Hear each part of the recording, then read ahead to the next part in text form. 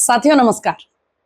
अभी हाल ही में हमने अड्डा में आपसे चर्चा की थी कि किस तरह से जब नेपाल से उपद्रव, हिंसा, आगजनी और पूरे देश में जगह जगह अलग अलग शहरों में बहुत सारे प्रदर्शन और हिंसक प्रदर्शन के समाचार आ रहे थे, वहां से दृश्य आ रहे थे, तो इन्हें देखकर एक तरफ आम आदमी बहुत चिंतित हो रहा था, परेशान हो रहा था, और खास करके भारत के ऐसे लोग जिनके नेपाल में अपने मधुर, अपने घनिष्ठ संबंध हैं, चाहे वो व्यापार के लिए या प्रोफेशनल कामकाज के लिए, या सबसे महत्वपूर्ण जिनके पारिवारिक रिश्ते हैं नेपाल में, वो सबसे ज्यादा चिंतित हो रहे थे। तो ऐसे ही समय पर एक वर्ग है इस देश का जो अचानक से उसकी उमंगें जमा होने लगी थी और वो लगातार सोशल मीडिया के माध्यम से, बातचीत के माध्यम से, टेलीविजन पर ये बार बार इस बात को दोहरा रहे थे कि भारत में ऐसा क्यों नहीं हो रहा, भारत में ये कब होगा, भारत का युवा क्यों सोया हुआ है, भारत में लोग इतने अपने मुद्दों को लेकर के इस तरह से सड़कों पर कब उतरेंगे, भारत का युवा क्या कर रहा है, वगैरह वगैरह। ये सब आप सब देख रहे हैं, आप फॉलो भी कर रहे होंगे। हालांकि जिस उत्साह के साथ कुछ लोग इस नैरेटिव को चलाने के लिए कूद पड़े थे, उसमें कुछ का उत्साह ठंडा भी पड़ने लगा और धड़ाधड़ वीडियो और उनके पोस्ट्स डिलीट भी होने लग गए हैं। बहरहाल आज हम उन लोगों की बात नहीं करेंगे, लेकिन आज हम बात करेंगे कि कैसे भारत का मीडिया नेपाल में जो पूरी उठापटक चल रही है, जो राजनीतिक अस्थिरता का माहौल बना हुआ है और उथल पुथल हो रही है, उसमें भारतीय मीडिया का एक वर्ग जो है वो या तो अपने आप को ज्यादा ज्ञानी दिखाने के चक्कर में, या फिर टीआरपी के दृष्टिकोण से, और या अपने कुछ राजनीतिक पूर्वाग्रहों के चलते नेपाल के हालात को, अपनी वस्तु स्थिति वहां की जो है उसको न देख करके अपना ही एक अलग इंटरप्रिटेशन देने में जुटा हुआ है। अब ये इंटरप्रिटेशन कहां से आ रही है, ये अपने आप में एक सवाल है। आज हम आपको इनमें से कुछ की बात दिखाएंगे। एक जो बहुत ही, जिसे कहा जाए, अटपटा और अजीब सा एक इस पूरे नेपाल के हालात की व्याख्या हो रही है, वो ये हो रही है कि ये जातिगत विद्रोह है। जातिगत विद्रोह क्यों है?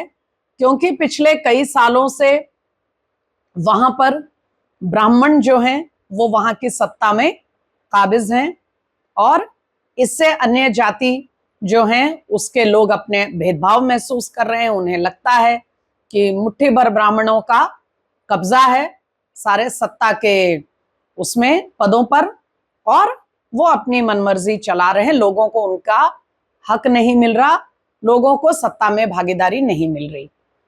अब साथियों, ये बात अगर आप सीधे सीधे नाम देखें तो इस बात में सच्चाई तो है कि केपी शर्मा ओली या और भी जो वहां, पहले ये बात स्पष्ट करना जरूरी है साथियों कि नेपाल में वैसे तो भारत की तरह वहां भी बहुत सारे राजनीतिक दल सक्रिय हैं, लेकिन वहां प्रमुख 3 राजनीतिक पार्टियां हैं, और ये तीनों राजनीतिक पार्टियों ने जब से राजशाही मॉनर्क जो हैं, नरेश की जो संस्था है उसको ध्वस्त कर दिया गया संविधान संशोधन करके, तभी से इन लोगों ने नेपाल में एक म्यूजिकल चेयर का खेल चला रखा है। ये तीनों पार्टियां, क्योंकि वहां की जो पंचायत जिसको कहते हैं, यानी जो वहां की संसद है, उसका संख्या बल कुछ ऐसा है कि ये 3 प्रमुख दल जो हैं, इसमें से कोई भी 2 साथ आ जाएं तो वो सत्ता बना लेते हैं। तो ये म्यूजिकल चेयर 13-14 सालों से चल रहा था। 2 पार्टियां एक हो जाती थी और तीसरा विपक्ष में बैठ जाता था, फिर कुछ दिनों बाद वो उससे समर्थन वापस ले लेता था तो दूसरी पार्टी मिलकर के सरकार बना लेती थी, और इस तरह शेर बहादुर देवबा, केपी शर्मा ओली और पुष्प कमल दहल यानी प्रचंडा, ये प्रचंड की पार्टी मिलकर के सत्ता को अपने हाथों में गेंद की तरह, म्यूजिकल चेयर की तरह खेल रहे थे। अब इससे जनता में एक नाराजगी, एक आक्रोश होना स्वाभाविक है। और यही कारण है कि मोनार्क के, नरेश के जाने के बाद 14 सालों में 13 सरकारें आई और गईं। इस तरह की राजनीतिक अस्थिरता शायद ही दुनिया में कहीं और आपको देखने की मिलेगी। तो अब वापस आते हैं हमारे मुद्दे पर। ये ठीक है साथियों कि इसमें ब्राह्मण जो रहे हैं मुख्य प्रधानमंत्री के पद पे, उनके वो ज्यादा रहे हैं। वैसे तो वहां का जो क्षत्रिय समाज है, राजपूत, वो भी रहे हैं। लेकिन पहला सवाल ये है कि क्या जो ब्राह्मण पद पर रहे हैं, क्या वो ब्राह्मणवादी कोई सरकार चला रहे थे? तीनों पार्टियों को देख लीजिए, ये तीनों ही पार्टियां अपने अपने विचारों में विशुद्ध रूप से माओवादी रही हैं। कोई ज्यादा माओवादी, कोई थोड़ा सेंट्रिस्ट, और प्रचंड जैसी पार्टी पूरी तरह मार्क्सिस्ट।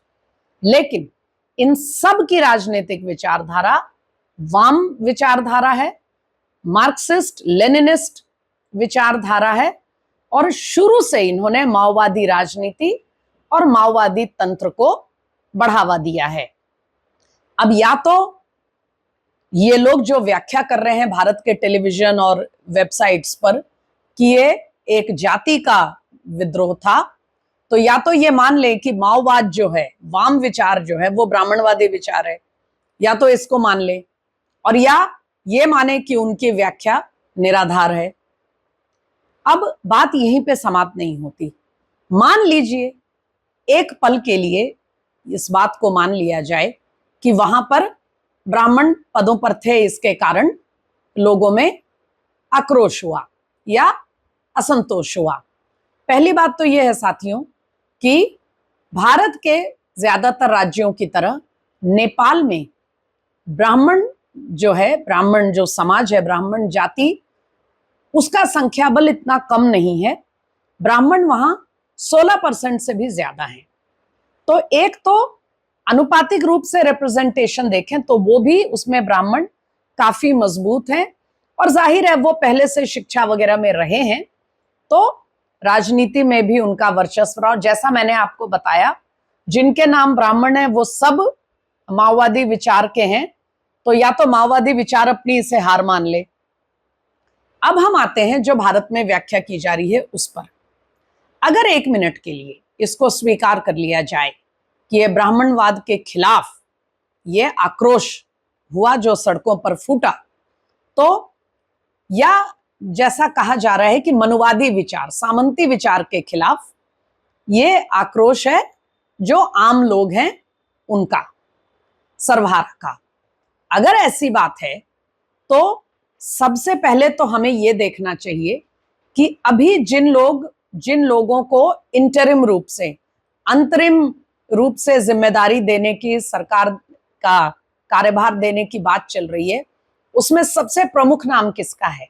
अभी आप जानते हैं कि सबसे इसमें फ्रंट रनर जो हैं वो सुशीला कार्की हैं, जस्टिस सुशीला कार्की। अब जस्टिस सुशीला कार्की कौन है? जस्टिस सुशीला कार्की नेपाल में वहां के सुप्रीम कोर्ट की पहली महिला जज बनी थी। उनकी शिक्षा बीएचयू में हुई, जाने माने परिवार से हैं नेपाल में। उनके पति ब्राह्मण हैं। सुशीला कार्की खुद नेपाल का जो क्षेत्रीय समाज है, जो राजपूत क्षेत्रीय समाज है, जो वॉरियर क्लास भी होता है, और सामंती यानी जो क्षत्रिय समाज है, उसी को वहां के लोकल भाषा में, अपभ्रंश में क्षेत्रीय कहते हैं। जो लोग नेपाल ही नहीं, ये पूरा जो हिमालय का क्षेत्र है, उसमें उत्तराखंड का इलाका भी आता है, ये सारे जो हिमालयन किंगडम्स हैं, इनमें सदियों से जिनका राज रहा है, ये है वो क्षेत्रीय समाज जिससे सुशीला कार्की खुद आती हैं, और पति उनके ब्राह्मण हैं। तो अगर ये ब्राह्मण सत्ता के खिलाफ विद्रोह हुआ है, तो फिर कोई सर्वहारा समाज या तथाकथित जो बैकवर्ड कम्युनिटीज हैं, उनमें से कोई किसी को सामने क्यों नहीं लाया जा रहा? बात बहुत सीधी है साथियों, ये सब ड्राइंग रूम इंटरप्रिटेशंस हैं।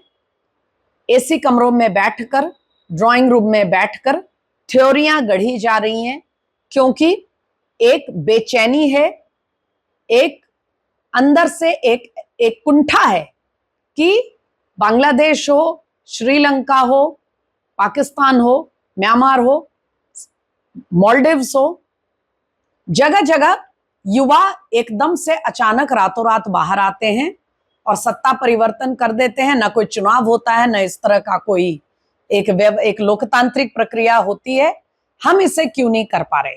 हम इस पर पहले भी बात कर चुके हैं साथियों। आज हमारा सिर्फ इतना कहना है कि नेपाल की जनता अगर असंतोष में बाहर आई है तो इसके कारणों की एक गंभीरता और गूढ़ तरीके से इस पर व्याख्या होनी चाहिए। वहां के लोगों को अपने भविष्य का फैसला खुद करने का अधिकार है। उस पर हमारे यहां बैठे लोग अपना इस तरह का इंटरप्रिटेशन थोपने या अपनी इच्छा, अपनी कुंठाओं को उसके अंदर दिखाने की, उसको रिफ्लेक्ट करने की कोशिश ना करें। हमारी यही कामना है कि चाहे जो भी बने, जल्द से जल्द नेपाल में ये अस्थिरता जानी चाहिए।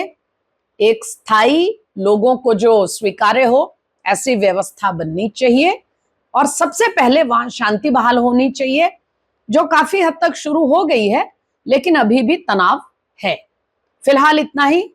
हम फिर से बहुत जल्द नेपाल के घटनाक्रम में जो भी डेवलपमेंट होगी उस पर आपसे फिर चर्चा करेंगे।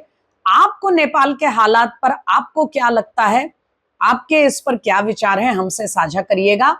फिलहाल इस अड्डा को यहीं विराम देते हैं। जल्द मिलेंगे। नमस्कार।